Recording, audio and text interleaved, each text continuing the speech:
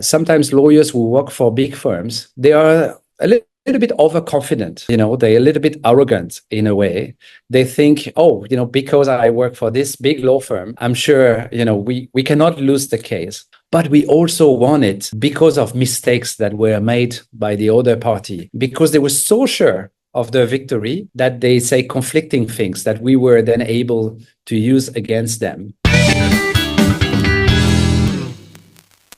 So my name is Franck Fougere. I'm the founder and managing partner of Ananda Intellectual Property, which is a specialized intellectual property law firm based in Bangkok and in Hong Kong. We would like to dive more into your career path. What actually inspired you to start your own intellectual property law firm? And did you face any challenges in the process? Well, I guess I didn't know really what I wanted to do when I was still a student. Just law, I found really boring. I was interested in economics, in politics. My family background are engineers, so I also had some interest in science. And when I discovered intellectual property, I realized that I found something that was good for me, because there's so much with intellectual property that catch the eye. So you have a chance to do legal work, but you also have a chance to meet with inventors, with artists. Being a lawyer is sometimes not something that people will see as being creative. So when you have a chance to work with creative people, inventors and artists, then it makes your work very, very interesting. It never gets boring, because with every new inventor come a new inventions. With every artist come a new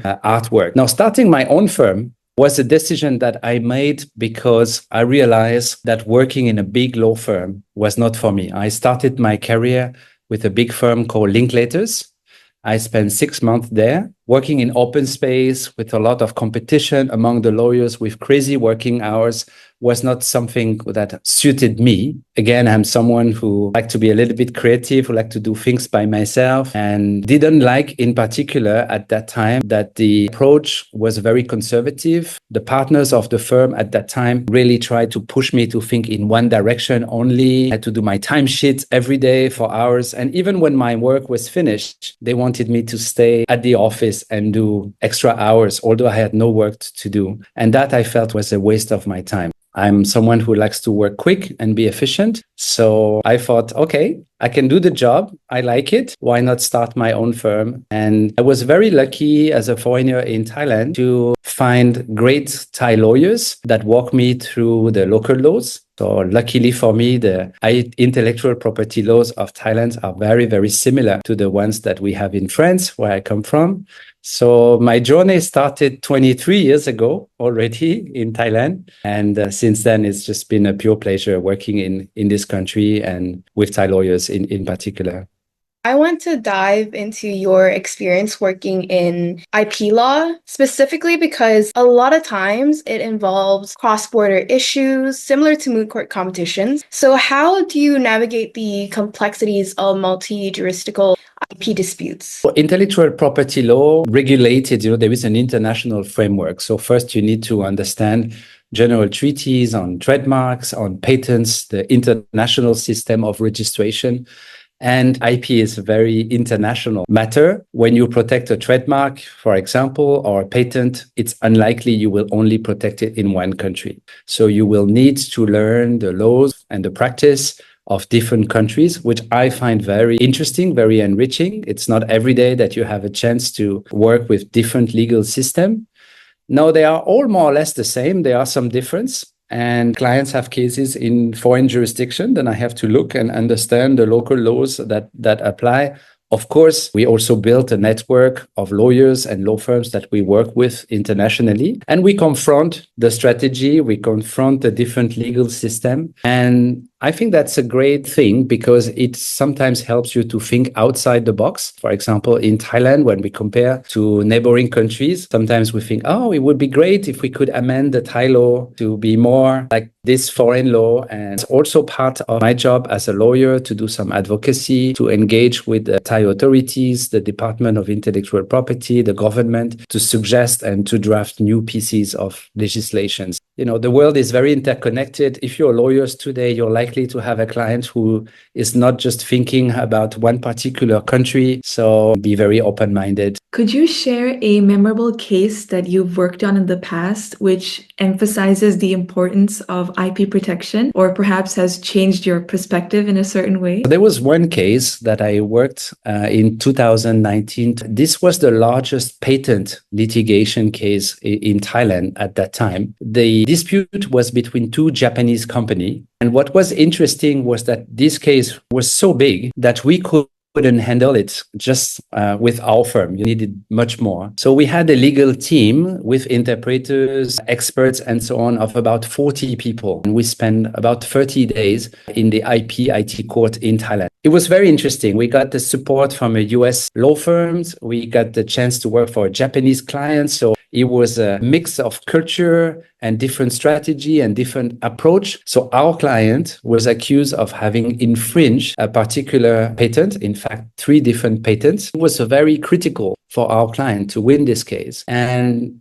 we won the case and have spent, countless sleepless night with the mentality of, yes, we are small, we're not a big firm, but we can do it, we can win. And at the end, to win against one of the world's largest IP firm who had brought the case against our client was a huge satisfaction. What it taught us was that no matter how big the case is, if you left no stone unturned, if you really put your heart into it and you fight for your client, well, you may have a chance to convince the judge and to win a case. Sometimes lawyers who work for big firms, they are a little bit overconfident, a little bit arrogant in a way. They think, because I work for this big law firm, I'm sure, we cannot lose the case. And in this particular case, of course, we won it because we worked really hard to defend the rights of our client. But we also won it because of mistakes that were made by the other party, because they contradict themselves, because they were so sure of their victory that they say conflicting things that we were then able to use against them. For our firm, Ananda Intellectual Property, there was really a before and after this particular case, because we grew more confident. And we were also able to showcase, to talk to potential clients that we had not just the capacity to protect the rights of our client, but also to litigate and to prevail in court. As you mentioned earlier about AI, we all know that AI has grown a lot over the past few years. We would love your thoughts on the rise of artificial intelligence and what does it mean for intellectual property cases?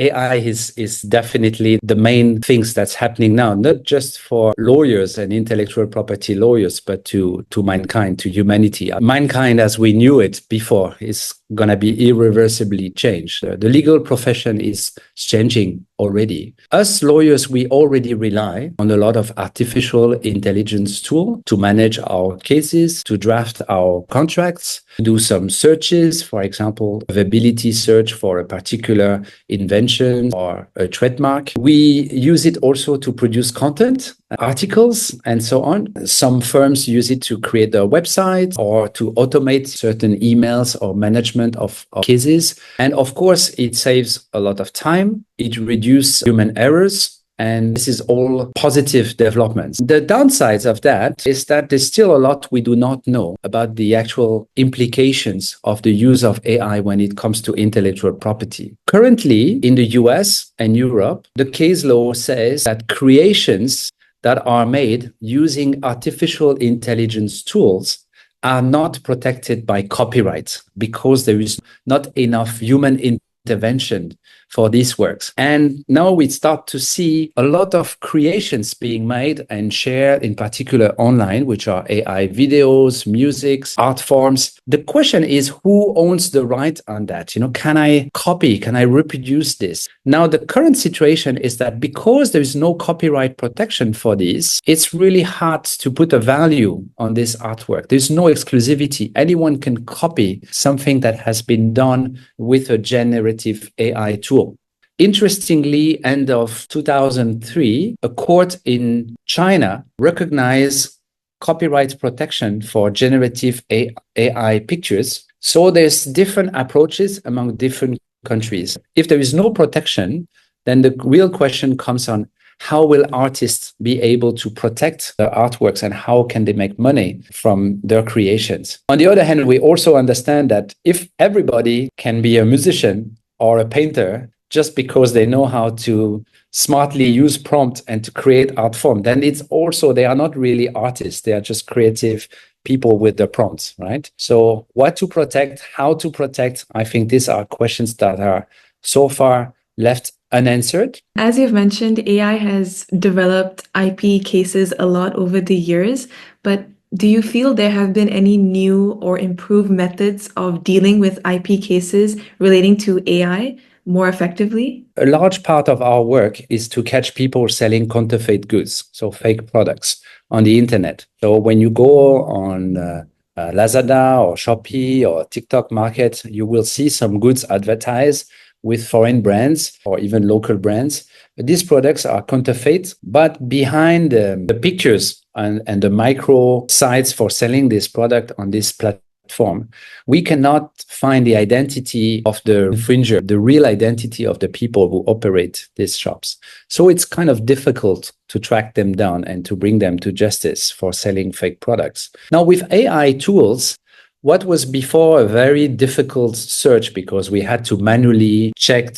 Of course, we could use Google Images and things like that, but it wasn't really efficient. It was still a lot of human interventions.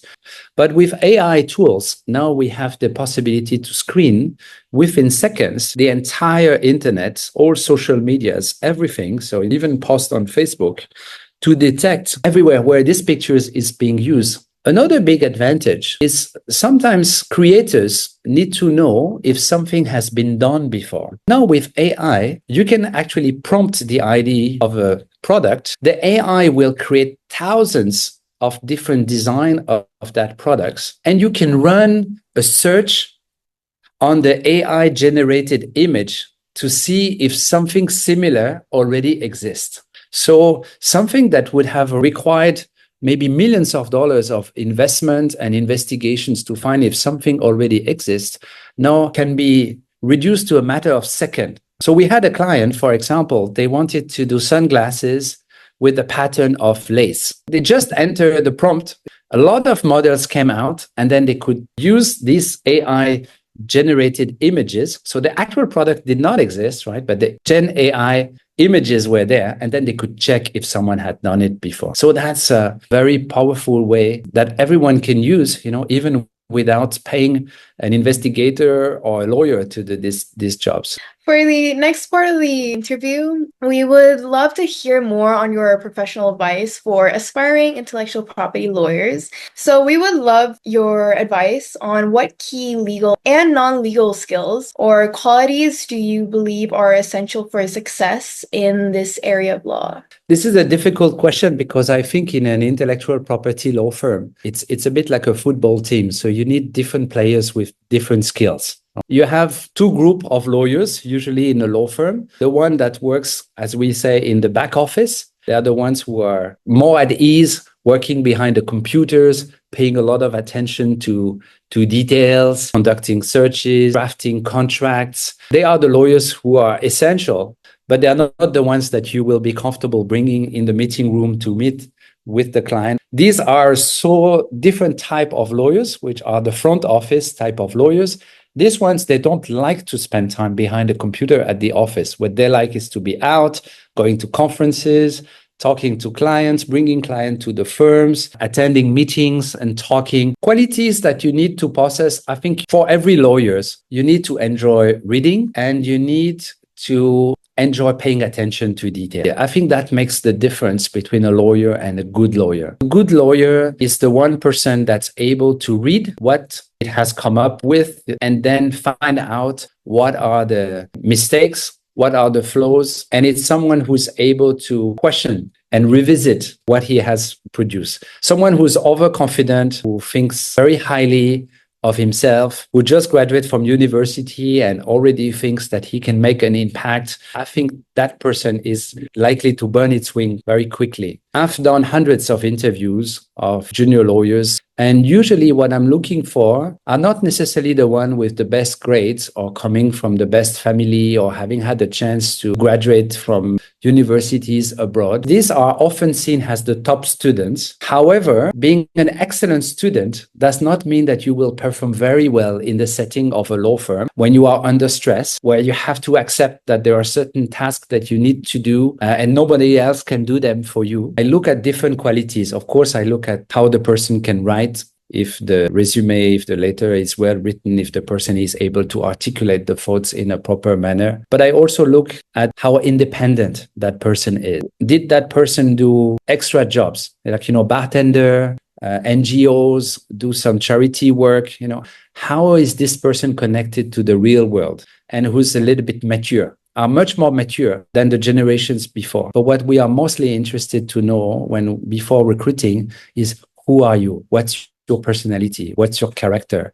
Are you a good team player? Are you someone who's going to be a back office or front office? Because you might be excellent, but you may not fit in the existing team of the company. That doesn't mean you cannot get a job with another firm. That just means you're not going to fit in the culture of that particular law firm that you are applying for. So the more you can say about yourself, and it has to be honest, of course, the more the recruiter knows about you, the more he is likely to make a good decision in hiring you or not hiring you. And if he does not hire you, it doesn't mean you're not good. It's not because you talk about your passion for K-pop that you did not get the job, right? That there's no wrong answer in that if you talk about your passion. But it's just that maybe he will see, okay, this person is very extrovert and we have already too many extroverts in our department. So we need someone, more serious, more boring in a way to balance, right?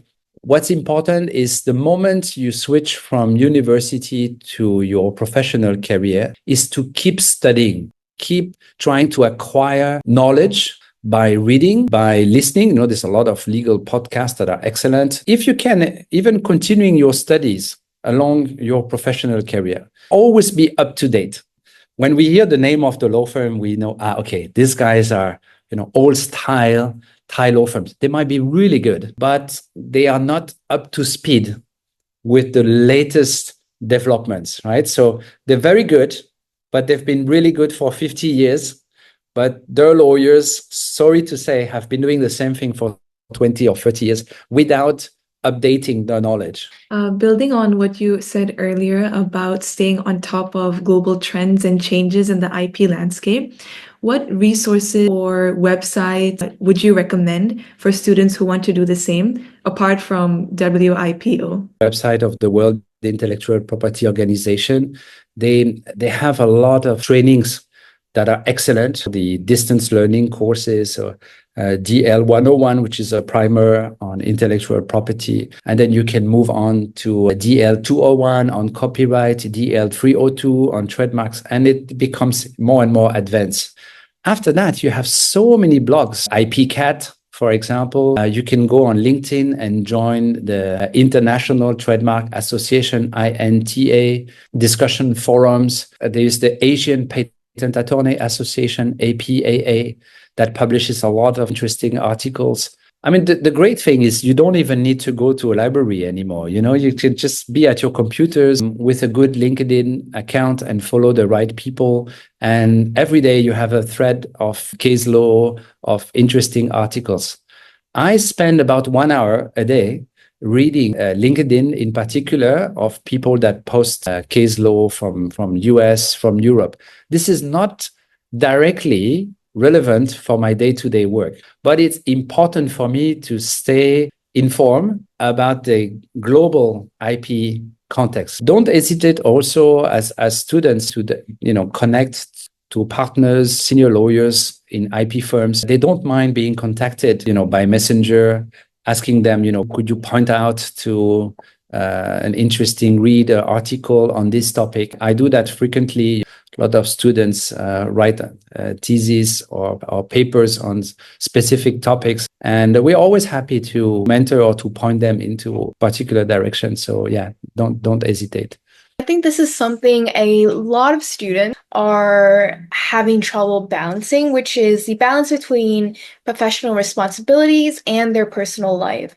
So, how do you manage to balance your professional responsibilities with your professional life with such a demanding career? I think we don't measure success in the same way as before.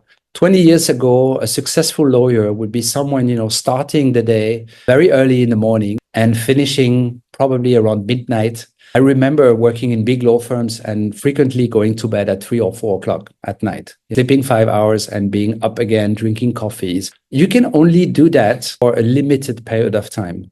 Of course, if you have the chance to do it in a big law firm and you are learning a lot, you think about it as a 2 or 3 years in your life where you're ready to compromise your social life, your friends, your family, because you want to put your career first. Yes, you can do it, but it's not necessarily an indication of success. Again, working hard is not working smart. And employers understand that.